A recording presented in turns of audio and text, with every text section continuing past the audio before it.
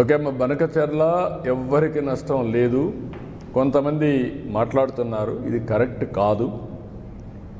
తెలంగాణలో కొన్ని ప్రాజెక్టులు నేను సమైక్య ఆంధ్రప్రదేశ్లోనే దేవాదులు నేనే పునాదులు వేశాను. ఆ రోజు లిఫ్ట్ ఇరిగేషన్ పెట్టా.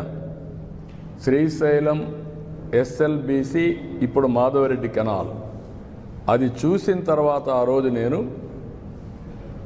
దేవాదుల ప్రాజెక్టు కూడా లిఫ్ట్ ఇరిగేషన్ సాధ్యమని గోదావరి పైన ఆ లిఫ్ట్ ఇరిగేషన్ పెట్టాం.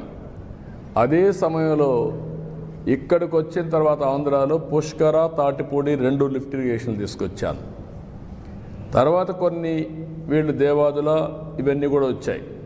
రాజశేఖర్ రెడ్డి ఉన్నప్పుడే ఎల్లంపల్లి అన్నారు, అది రాలేదు, అది కూడా పెద్ద స్కామ్ అయింది. తర్వాత ఈరోజు వీళ్ళు దేవాదులు తీసుకొచ్చారు. గోదావరిలో నీళ్లున్నాయి, పైన ఉండేవాళ్ళు వాడుకుంటారు, కిందలో వాడుకోవచ్చు. 2000 టీఎంసీ నీళ్లు సగటున 100 సంవత్సరాలు సముద్రంలోకి పోయినాయి. సముద్రంలోకి పోయే నీళ్లు ఒక 200 టీఎంసీ ఇక్కడ కానీ అక్కడ కానీ వాడుకుంటే రాష్ట్రాలు బాగుపడతాయి, తెలుగు కమ్యూనిటీ బాగుపడుతుంది, నీటి సమస్య పరిష్కారం అవుతుంది. ఆ విషయమే నేను పదే పదే చెప్తున్నా. ఎవ్వరికీ నష్టం లేదు. నేను తెలంగాణలో ఉండే ప్రాజెక్ట్స్ గోదావరి పైన ఎప్పుడు అపోజ్ చేయలేదు, అపోజ్ చేయను కూడా.